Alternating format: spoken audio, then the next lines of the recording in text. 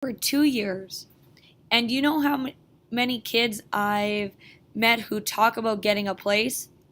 I don't know, I said with a shrug. Lots, lots and lots. And do you know how many actually do something like that? He asked.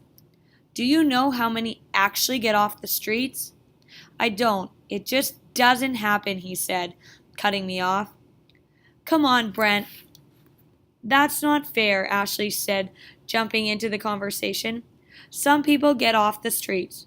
Sure, some people go back to wherever they came from or end up in a group home or a foster home, but that's not what she's talking about. Do you know anybody who actually got their own apartment? Reluctantly, she shook her head. We could be the first, then, I argued.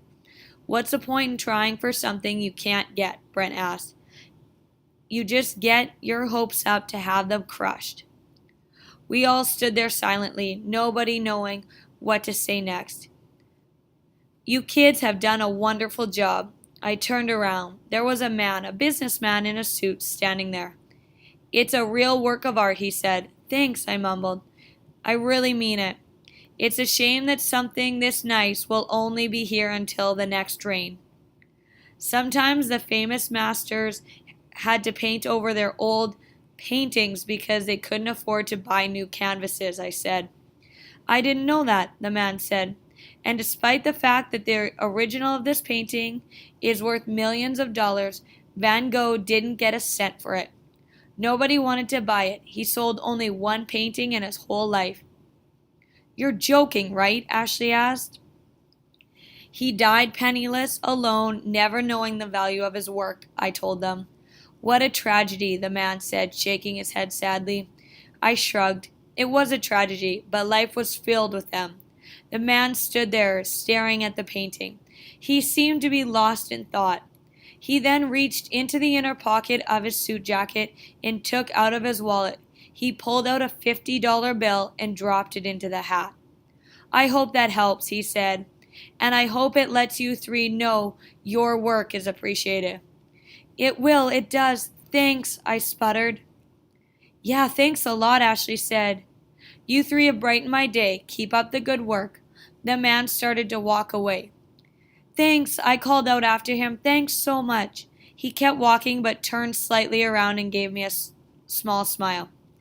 Brent reached down and picked up the bill from the hat. It isn't good to leave it there, he said as he folded it up and it disappeared into his hand. Do you believe what that guy did? Ashley asked. If I wasn't holding it, I wouldn't believe it, Brent said. That makes at least 100. Can I please have Sammy and Mackenzie come down to the kitchen, please? Sammy and Mackenzie, thank you. And $20 today already. We could have $200 today, Ashley said. That means we'd have enough for an apartment in 5 days instead of 10, I said. It's not possible, Brent snapped. He opened up his hand to reveal the $50 bill. He looked at it and then Ashley and finally at me. But if the two of you want to try, then what the hell, let's give it a shot. He paused. You know, the biggest problem is how we're going to hang on to the money.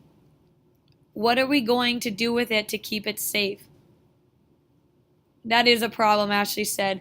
Some people out here would kill you for a few $100s. Maybe we could open a bank account, I suggested, and they both burst into laughter. We're okay during the days, especially if we stay out of back alleys, Brent said. The problem is at night. We can't be sleeping in a squat with $800 in my sock. But we can't afford to sleep anywhere else if we want to save up for the apartment, I said. Let me think about it, Brent said. I'll figure something out. Funny. I knew he would.